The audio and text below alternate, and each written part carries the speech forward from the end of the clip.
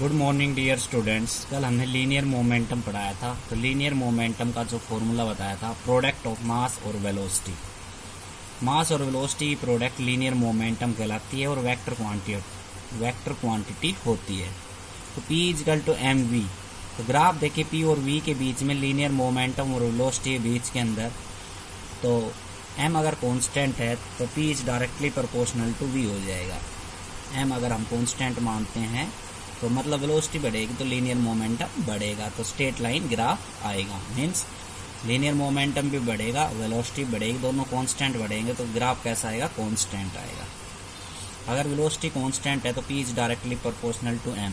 ये भी ग्राफ कैसा आएगा? स्ट्रेट लाइन ग्राफ आएगा। इसका मतलब क्या है कि अगर मास बढ़ रहा है तो लीनियर मोमेंटम भी बढ़ रहा है। तो ऊपर की तरफ लीनियर मोमेंटम बढ़ेगा, इस तरफ वेलोसिटी बढ़ेगी, कांस्टेंट बढ़ेगी। जितना लीनियर मोमेंटम बढ़ेगा उतनी ही वेलोसिटी बढ़ेगी, जितना लीनियर मोमेंटम बढ़ेगा उतनी वेलोसिटी। तो दोनों चीज एक साथ बढ़ रहे हैं तो स्ट्रेट लाइन ग्राफ आएगा। अगर यहाँ पे मास और वेलोसिटी के बीच में हम देखें तो P कांस्टेंट हमने मान लिया, तो P is equal to mv formula. P constant है तो मास वेलोसिटी भी क्या होगी? कांस्टेंट। ठीक है। और मास और वेलोसिटी कांस्टेंट होंगी तो मास और वेलोसिटी के बीच में क्या होगा? तो पहले मास घटता जाएगा, वेलोसिटी बढ़ती जाएगी। तो ये ग्राफ आएगा, क्योंकि P इजकल टू अगर हम mv लेते हैं तो P हमने कांस्टेंट रख लिया, तो कांस्टेंट मान लिया, कोई भी कांस्टेंट है 1 के बराबर, तो ये हो गया mv। तो m किसके बराबर होगा? 1/v के बराबर। इसका मतलब क्या हुआ? Mass is inversely proportional to velocity. Velocity बढ़ेगी, मास घटेगा, मास घटेगा, वेलोसिटी बढ़ेगी, इनवर्सली प्रोपोर्शनल। तो ग्राफ कैसे आएगा?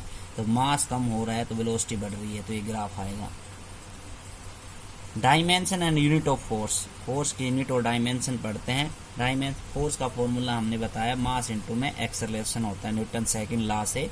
तो डायमेंशन निकालते हैं। मास का डायमेंशन m होता है, एक्सेलरेशन का होता है चेंज इन वेलोसिटी अपॉन में टाइम टेकन, तो LT-2 इसका डायमेंशन होगा एक्सेलरेशन का। तो m LT-2 इसका डायमेंशनल फॉर्मूला होता है। अब फोर्स की यूनिट दो प्रकार से डिफाइंड है, एक है एब्सोल्यूट यूनिट्स और दूसरी है ग्रेविटेशनल यूनिट्स। अब एब्सोल्यूट यूनिट्स डिफाइन करेंगे पहले। एब्सोल्यूट यूनिट्स होती क्या है? Absolute units of a force in SI system is Newton. Absolute unit SI system के अंदर न्यूटन होती है फोर्स की यूनिट, और CGS सिस्टम के अंदर एब्सोल्यूट यूनिट में होती है डाइन। तो 1 न्यूटन कैसे डिफाइन करोगे? तो फोर्स की SI यूनिट न्यूटन होती है। 1 न्यूटन कैसे डिफाइन करोगे? 1 newton is the much force produce and acceleration is 1 metre per second square in the body of mass 1 kg। आपको फॉर्मूला याद रखना है फोर्स का, mass into acceleration.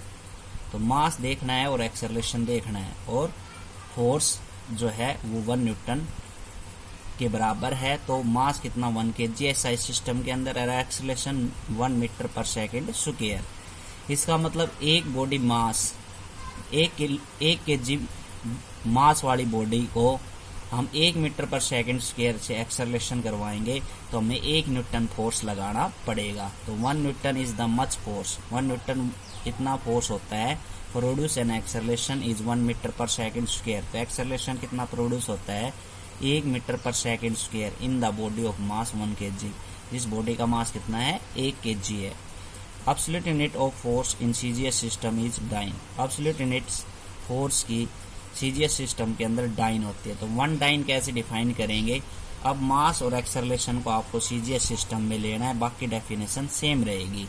1 dyne is much force produce an acceleration 1 centimetre per second square. तो 1 dyne इतना force होगा जिसमें acceleration 1 centimetre per second square के हिसाब से अगर एक्सेलरेशन हो किस बॉडी का, जिस बॉडी का मास कितना है? 1 ग्राम। तो CGS सिस्टम के अंदर मास ग्राम के अंदर आ जाएगा, acceleration centimetre per second square के अंदर आ जाएगा, डेफिनेशन सेम रहेगी। Relation between 1 newton and dyne. 1 newton किसके बराबर होता है? 1 kilogram into 1 metre per second square के बराबर। ये बात हमने 1 न्यूटन के अंदर अभी अभी पढ़ी है। 1 न्यूटन फोर्स किसके बराबर होता है? Acceleration 1 metre per second square, और मास कितना है? 1 kg।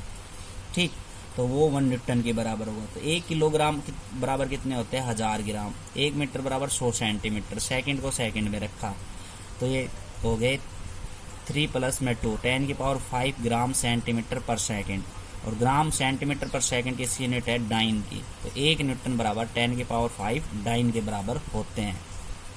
ग्रेविटेशनल यूनिट्स जो है वो पढ़ेंगे फोर्स की। तो the gravitational unit of force in SI system is kilogram force और किलोग्राम वेट। एसआई सिस्टम के अंदर ग्रेविटेशनल यूनिट जो है फोर्स की वो है किलोग्राम फोर्स या किलोग्राम वेट।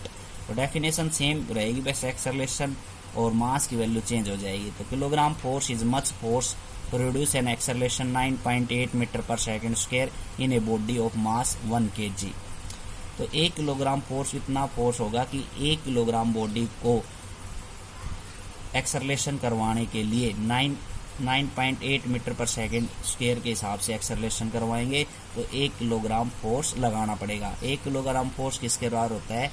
मास 1 kilogram, acceleration 9.8 metre per second square. ऐसे ग्राम वेट और ग्राम फोर्स, मतलब कि gravitational unit of force in CGS system के अंदर ग्राम वेट और ग्राम फोर्स होती है। तो ग्राम फोर्स को कैसे डिफाइन करेंगे? तो वो ही है 1 ग्राम बॉडी को acceleration 980 centimetre per second square acceleration देंगे, तो उसके लिए हमें 1 ग्राम वेट या ग्राम फोर्स लगाना पड़ेगा। तो gram force is much force. Gram force वो फोर्स होता है प्रोड्यूस एन एक्सेलरेशन, जो एक्सेलरेशन प्रोड्यूस करवाता है 980 centimetre per second square in a body of mass, जिस बॉडी का मास 1 ग्राम है। ठीक है, तो 1 ग्राम फोर्स किसके बराबर हुआ? 1 gram into 980 centimetre per second square के बराबर।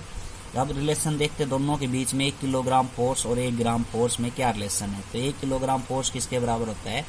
1 kilogram multiply 9.8 metre per second square. तो मास की वैल्यू देखनी है एक्सेलरेशन की, जो हमने ग्रेविटेशनल सिस्टम के अंदर एसआई सिस्टम में डिफाइन किया है। 1 किलोग्राम बराबर 1000 ग्राम होते हैं। 9.8 मीटर में सेंटीमीटर कितने होते हैं? 100 से मल्टीप्लाई कर देंगे तो कितने हो गए? 980।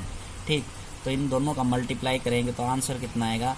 98000 gram centimetre per second square. ठीक है, तो 1 किलोग्राम फोर्स बराबर इतने gram centimetre per second square होते हैं। अगला topic, simple topic, impulse. Impulse होता क्या है? इम्पल्स एक टोटल शॉर्टेस्ट फोर्स को मेजर करता है। तो impulse measure the total effect of force. Total effect of force को मेजर करता है, मतलब जैसे हम किक मारते हैं बॉल के, तो जैसे किक मारते हैं तो वो शॉर्ट टाइम के अंदर जो हम फोर्स लगाते हैं उस फोर्स को मेजर करता है। हीट करते हैं या हम जंप कर रहे हैं, इस प्रकार से जो नॉर्मल चीज़ें हैं कुछ माइक्रो सेकेंड के अंदर या सेकेंड के अंदर होती है, उस टाइम के लिए जो फोर्स लगता है वो क्या कहलाता है? इम्पल्स। तो इम्पल्स का मैथमेटिकल फॉर्मूला हुआ एवरेज फोर्स मल्टीप्लाई में टाइम। फोर्स लगता है जितने टाइम के लिए, तो वो दोनों का मल्टीप्लिकेशन इम्पल्स कहलाता है। इम्पल्स को आई से डिनोट करते हैं। वेक्टर क्वांटिटी होती है, जो फोर्स की डायरेक्शन होगी वो इम्पल्स की डायरेक्शन होगी। ठीक है, फोर्स मल्टीप्लाई में time. Impulse is a vector quantity. Dimension impulse का, फोर्स का डायमेंशनल फॉर्मूला होता है mlt-2, टाइम का होता है t, तो mlt-1, t एक माइनस हो जाएगा तो स्क्वायर ब्रैकेट के अंदर ये डायमेंशनल फॉर्मूला लिखा जाएगा। एसआई यूनिट क्या होती है? Newton second. फोर्स की न्यूटन और टाइम की सेकेंड। सीजीएस यूनिट फोर्स की होती है डाइन और टाइम की होती है सेकेंड। तो एसआई यूनिट और सीजीएस यूनिट दोनों हम लिख सकते हैं। इसमें थोड़ा एक्सप्लेनेशंस कर रखी है इसकी। According to Newton second law, Newton second law के हिसाब से फोर्स क्या होता है? dp अपॉन में dt, मतलब rate of change of linear momentum upon में क्या होता है? Rate of change of linear momentum. तो dp अपॉन में dt को क्या बोलते हैं? Rate of change of linear. तो हमने क्रॉस मल्टीप्लाई कर दिया है, dt बराबर dp, इंटीग्रेशन कर दिया, लिमिट लगा के, टाइम की लिमिट टाइम के साथ लगा दी 0 से t, और लीनियर मोमेंटम की p1 से p, मतलब कि टाइम कितना चेंज होगा? पहले 0 होगा, फिर t टाइम किसी इंस्टेंट के अंदर फोर्स लग जाता है। लीनियर मोमेंटम कितना चेंज होगा? इनिशियल मोमेंटम p1 है और फाइनल मोमेंटम p2 है। अब f फोर्स हम कांस्टेंट मान के बाहर निकाल लेंगे। dt का इंटीग्रेशन t हो गया, लिमिट लगाएंगे 0 से t। ऐसे dp का इंटीग्रेशन p हो गया और लिमिट लगाएंगे p1 से p2। यहाँ से upper limit minus lower limit put कर देंगे, तो t की जगह t पुट करेंगे, माइनस में 0 पुट करेंगे। ऐसे ही p2 माइनस p1 पुट करेंगे, तो इधर फोर्स मल्टीप्लाई में टाइम इधर आ जाए P2 minus P1, force multiply में टाइम इम्पल्स के बराबर होता है, और ये इम्पल्स किसके बराबर आ गया, चेंज इन लीनियर मोमेंटम के बराबर। ठीक है, तो आज के लिए इतना ही, थैंक यू।